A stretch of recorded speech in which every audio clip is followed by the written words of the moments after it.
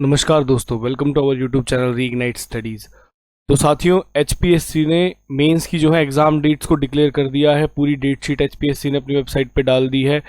12 मार्च को उन्होंने ये डेट शीट अपलोड कर दी थी।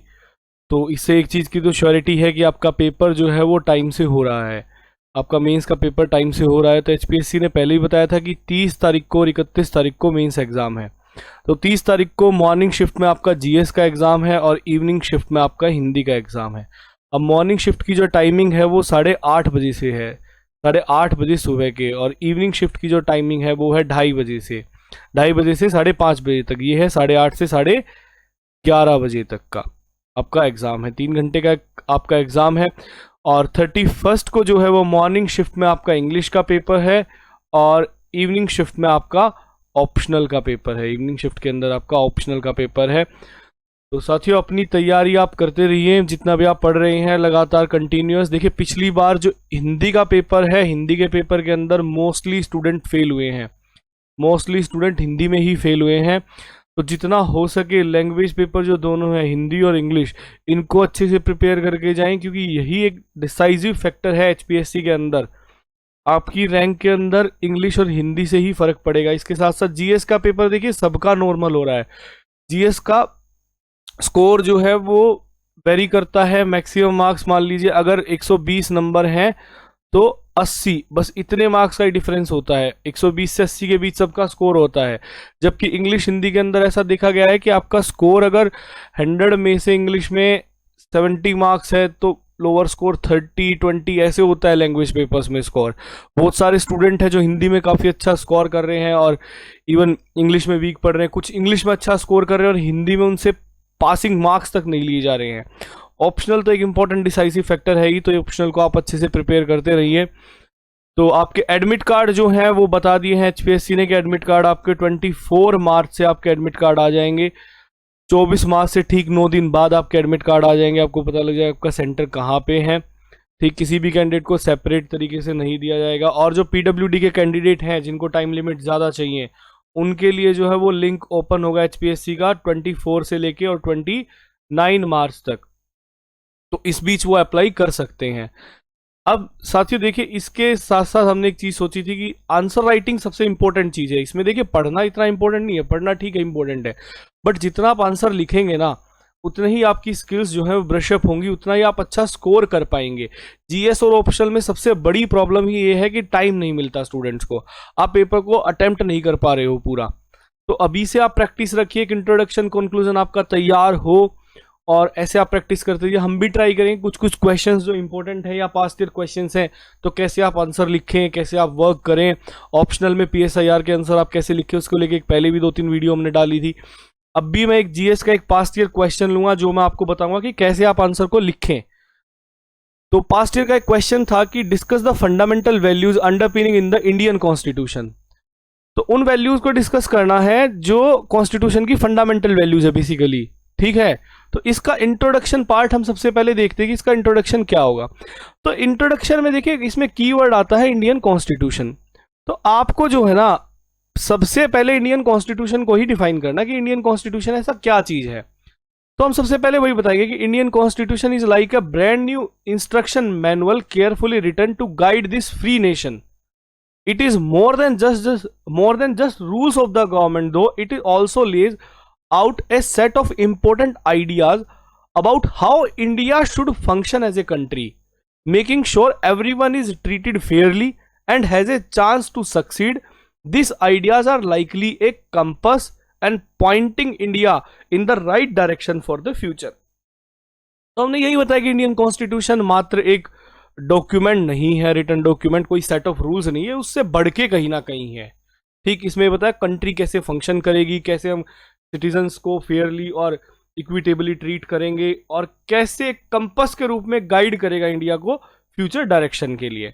अब जो कोर फंडामेंटल वैल्यूज हैं, देखिए फंडामेंटल जो वैल्यूज हैं कॉन्स्टिट्यूशन की, वो कहीं ना कहीं वही वैल्यूज हैं जो प्रीएम्बल में लिखी गई हैं। तो fundamental values of Indian constitution is enshrined in the first part that is preamble. ठीक, अब कुछ लोग कहेंगे फर्स्ट पार्ट तो यूनियन टेरिटरी है। जी बिल्कुल, यूनियन टेरिटरी है, बट उससे पहले प्रियम्बल को लिखा गया है, तो इसलिए हम जनरली मान सकते हैं कॉन्स्टिट्यूशन का फर्स्ट पार्ट नहीं, इन द फर्स्ट पार्ट, शुरुआत में ही इस पार्ट का मतलब वो है, प्रियम्बल के बारे में बताया गया। Preamble reflect the foundational and fundamental values of Indian constitution, that's why N K Palkhivala called preamble as identity card of the constitution. देखिए हमने यहाँ पे एनके पलकीवाला के नाम को अंडरलाइन करना है, पलकीवाला के, कि देखिए इन्होंने इंडियन कॉन्स्टिट्यूशन, इन्होंने प्रियम्बल को आइडेंटिटी कार्ड ऑफ कॉन्स्टिट्यूशन बोला है। तो अब हम उन फंडामेंटल वैल्यूज को डिस्कवर करेंगे। यहां तक तो हमारा इंट्रोडक्शन हो गया है कंप्लीट, ठीक। उसके बाद हम फंडामेंटल वैल्यूज को जो मेन कोर वैल्यूज हैं कॉन्स्टिट्यूशन की, उनको हम डिस्कस करना स्टार्ट करेंगे। यहां से आप पॉइंट में भी लिख सकते हैं। देखिए पॉइंट मैंने लिख दिया, constitutional morality, sovereignty, democratic, republicanism, justice, liberty, equality, democratic principle, secularism, socialism, unity and integrity, human dignity. But आपको इन पॉइंट्स को एक्सप्लेन करना है, आपको इन पॉइंट्स को एक्सप्लेन करना है और कॉन्स्टिट्यूशन के रेफरेंस में करना है। जैसे मैं बात करूंगा, अगर मान लीजिए इक्वालिटी की, तो आप बात करोगे कि आर्टिकल 14, ठीक, रूल ऑफ लॉ और ये सारी चीज़ों की, हर व्यक्ति को इक्वल ट्रीट करेंगे, ठीक है, राइट टू फ्रीडम और ये सब। जब हम बात करेंगे सेकुलरिज्म की, तो आर्टिकल 25 का आप जिक्र करोगे, या कहीं डीपीएसपी से आप लिंक कर सकते हो, यूनिफॉर्म सिविल कोड और इन सब चीज़ों से। जब हम बात करेंगे सोशलिज्म की, तब आप डीपीएसपी का जिक्र करोगे। जब हम जस्टिस की बात करेंगे, तब आप फंडामेंटल राइट्स का जिक्र करोगे। तो ऐसे आपको लिंक करना है इन वैल्यूज को कॉन्स्टिट्यूशनल आर्टिकल से। इनका एक एक पैराग्राफ आप बनाएंगे और इनको एक्सप्लेन करते चलेंगे। तो कॉन्स्टिट्यूशनल जो आर्टिकल्स हैं उनसे आपको इन चीजों को लिंक करना है, तब आपका आंसर एक अच्छा हो पाएगा। तो इनमें इन सारे पॉइंट्स को हमें टच करके चलना है। रिपब्लिक क्यों है, क्या रिपब्लिक का मीनिंग है, बेसिकली जो प्रियम्बल, जो लक्ष्मीकांत का चैप्टर है ना प्रियम्बल का, वहीं से आपको सारी एक्सप्लेनेशन मिल जाएगी। आप वहां से भी पढ़ के लिख सकते हैं, या खुद से भी जब नहीं आए माइंड में, तो आप इनको कॉन्स्टिट्यूशनल आर्टिकल से लिंक करें कि सोशलिज्म की बात कहाँ है, सेकुलरिज्म की बात कहाँ है, ह्यूमन डिग्निटी को हम कैसे प्रोटेक्ट करते हैं, आर्टिकल 21। इसमें आप सुप्रीम कोर्ट के केसेस भी लिख सकते हैं, ठीक, मेनका गांधी फेमस केस है रिलेटेड आर्टिकल 21 से। तो ऐसे आपको पूरा लिंक करना है। तो यही आपका मान लीजिए ये होगा 200 वर्ड्स का, 200 वर्ड्स का। तो आप 1.5 पेज में इसको पूरा कर देंगे। 200 वर्ड्स का मतलब एक सिंगल पेज और बैक साइड पूरा, तो ऐसा होता है 200 वर्ड्स जनरली मान के चलते हैं। बट एक्सीड आप कर सकते हो नेक्स्ट पेज के हाफ पेज तक, इतना आप कर सकते हो, इससे ज्यादा एक्सीड नहीं होता है। तो आपको ये पूरा एक्सप्लेन करने, ये पॉइंट जो है ये लिंक करने पड़ेंगे आपको, जो कॉन्स्टिट्यूशनल आर्टिकल्स हैं उन सबसे चीजें मैंने बता दिया। तो यहां तक आपका मेन बॉडी पार्ट कंप्लीट और इंट्रोडक्शन पार्ट कंप्लीट। अब हम बात करते हैं कंक्लूजन की। तो कंक्लूजन देखिए बहुत ही फ्यूचरिस्टिक और एक वे फॉरवर्ड होता है, एक बहुत ही ब्रॉड होता है। कंक्लूजन हमेशा याद रखिएगा कि एक वे फॉरवर्ड और एक ब्रॉड होता है, ठीक, पूरा एक तरीके से एक सारी चीजें उसमें निहित होती हैं। तो these fundamental values collectively reflect the spirit of democracy, pluralism, social justice and unity that define the Indian Constitution and guide the nation's journey toward a more equitable, inclusive, progressive future। अब ये बहुत important चीज़ है, ये जो words हैं भारी भरकम। देखिए कई बार क्या होता है साथियों कि मेंस के पेपर में कॉपीज बहुत सारी होती है, तो आपका कंक्लूजन और आपका इंट्रोडक्शन बहुत ही इंपॉर्टेंट होता है।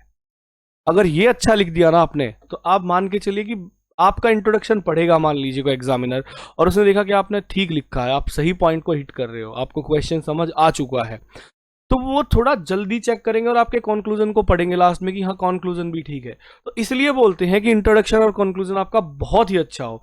तो कभी भी याद रखिएगा पॉलिटी के जो आंसर्स होते हैं उसमें हमें कंक्लूजन में वही डेमोक्रेसी, ठीक, true spirit of democracy, make democracy more real and vibrant, ठीक, प्लूरलिज्म, सोशल जस्टिस, ठीक, उसके बाद प्रोग्रेसिव फ्यूचर, मोर accountable, more transparent, citizens centric, ऐसे शब्दों का आपको प्रयोग करना पड़ेगा पॉलिटी की कंक्लूजन में। तो ये हमारा एक फुल आंसर अच्छे से हो जाएगा। अब हम बात करते हैं साथियों, ये आंसर ऐसे आपको लिखना, प्रैक्टिस करते रहिए, जितना प्रैक्टिस करेंगे उतना ही आपको फायदा होगा। मेंस की सिर्फ एक ही की है सक्सेस की, practice, practice and practice. Answer रोज लिखे, एटलीस्ट 2 दिन में एक बार एक पेपर जरूर दें, 2 दिन के अंदर एक पेपर आप जरूर दें। और इससे रिलेटेड हमने HCS से रिलेटेड साथियों टेस्ट सीरीज भी शुरू की है।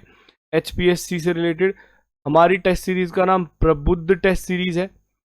लास्ट ईयर भी इस टेस्ट सीरीज से GS में 75% से ज्यादा पेपर आया था। इवन ऑप्शनल के अंदर भी अराउंड 70% से ज्यादा पेपर था। इंग्लिश और हिंदी के अंदर, इंग्लिश और हिंदी में भी ऐसे पूरे के पूरे जो थे वो टेस्ट सीरीज से ही थे। तो आप जितना हो सकता है, देखो मैं ये नहीं कह रहा आपको कि आप टेस्ट सीरीज ही ज्वाइन करो या वो करो, किसी की भी आप टेस्ट सीरीज ज्वाइन करो, बट आप ज्वाइन जरूर करो टेस्ट सीरीज, क्योंकि जब तक आप ज्वाइन नहीं करोगे आपको एक अच्छा गाइडेंस नहीं मिलेगा कि आपको लिखना क्या है, आपको कैसे अप्रोच करनी है खुद के एग्जाम में, आपके कंक्लूजन में प्रॉब्लम आ रही है, आपके मेन बॉडी में आपको कंटेंट इनरिचमेंट देखना है, या आपको इंट्रोडक्शन पे वर्क करना है, या आप भाई डायग्राम को इनकलकेट नहीं कर पा रहे हो कैसे भी, फ्लो चार्ट और डायग्राम्स को, या आपके एस्से में प्रॉब्लम आ रही है, हिंदी के पेपर में प्रॉब्लम है, या ऑप्शनल में कौन सा पार्ट आपका मिस हो रहा है। तो इन सब चीज़ों के लिए टेस्ट सीरीज सबसे ज़्यादा जरूरी है, क्योंकि वही आपको एक प्रॉपर फीडबैक प्रोवाइड कराती है। तो हमने भी प्रबुद्ध टेस्ट सीरीज लॉन्च की है, जिसके प्राइस बहुत ही ज़्यादा मिनिमल है। टोटल 12 टेस्ट हैं इस टेस्ट सीरीज में, जिसमें से 4 इंग्लिश के हैं, 4 हिंदी के हैं और 4 GS के पेपर हैं। ऐसे टोटल 12 टेस्ट होते हैं हमारे, ठीक। तो आप इसको भी ज्वाइन कर सकते हो, बहुत ही मिनिमल प्राइस है, बहुत ही, और क्वालिटी टेस्ट की बहुत अच्छी इवेल्युएटर्स हमारे पास, काफ़ी क्वालिफाइड इवेल्युएटर्स है जिनके पास काफ़ी लंबा अनुभव है मेंस का और मेंस के पेपर चेकिंग का। तो आप इस टेस्ट सीरीज को ज्वाइन कर सकते हो। दिन कम बचे हैं, क्योंकि जितने दिन कम बचे, आप 12 टेस्ट आप सोच के चलिए कि अभी मेंस के लिए आपके मुश्किल से ही 15 दिन बचे हैं।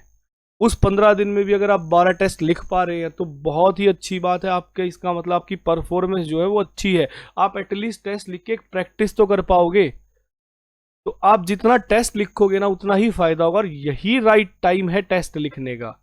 सबसे राइट टाइम यही है कि आप जितना हो सके टेस्ट लिखो। बेशक एक दिन में 2 पेपर लिखो, क्योंकि आपके 2 एग्जाम होने हैं मेंस के अंदर। तो यही मेरी आपसे गुजारिश है कि आप प्रैक्टिस करते रहिए, और भी ऐसी वीडियोस हम बनाते रहेंगे, ताकि आज एक पॉलिटी का आंसर बताया है, कल एक इकोनॉमिक्स से रिलेटेड हम आंसर बताएंगे, फिर एक इंफ्रास्ट्रक्चर से एक क्वेश्चन आता ही आता है HPSC के अंदर, फिर इंफ्रास्ट्रक्चर से रिलेटेड हम किसी क्वेश्चन को डिस्कस करेंगे कि कैसे आपको लिखना है। बाकी आपको अगर टेस्ट सीरीज ज्वाइन करनी है तो टेस्ट सीरीज ज्वाइनिंग का लिंक जो है वो डिस्क्रिप्शन बॉक्स में दिया गया है। आप डिस्क्रिप्शन बॉक्स में जाके उस लिंक पर जाके आप टेस्ट सीरीज सब्सक्राइब कर सकते हो, और इसके अलावा आप टेस्ट सीरीज सब्सक्राइब कर सकते हो। और साथियों साथ साथ आप हमारे Telegram channel @reignite studies @reignite HCS और reignite स्टडीज किसी को भी आप ज्वाइन कर सकते हो, जिससे आपको अपडेट मिलती रहेगी रेगुलर। दोनों का लिंक आपको वीडियो के डिस्क्रिप्शन बॉक्स में मिल जाएगा। वहाँ से आप नोट्स भी जो इंपॉर्टेंट से 1 वर्ड सब्स्टिट्यूशन होते हैं, विलोम शब्द, सिनोनिम्स, एंटोनियम्स, उन सब की कंपाइलेशन हमने चैनल पे डाली हुई है, आप वहाँ से वो भी डाउनलोड कर सकते हो। तो आज की इस वीडियो में इतना ही। आप प्रैक्टिस करते रहिए, और आपसे रिक्वेस्ट है कि रोज टेस्ट जरूर लिखें। और जिन लोगों ने टेस्ट सीरीज ज्वाइन कर रखी है उनके लिए मैं बता रहा हूं कि जो लोग टेस्ट नहीं लिख रहे हैं, प्लीज आप टेस्ट लिखिए, क्योंकि टेस्ट ही आप जितना लिखेंगे आंसर उतना ही आपकी परफॉर्मेंस अच्छी होगी। ये ऐसा नहीं है कि आप टेस्ट लिखकर आपकी परफॉर्मेंस डाउन जाएगी। इसमें आपकी परफॉर्मेंस का जो ग्राफ है ना वो हमेशा ही अप होगा। तो यही आप सबसे रिक्वेस्ट है। Thank you very much for being with us.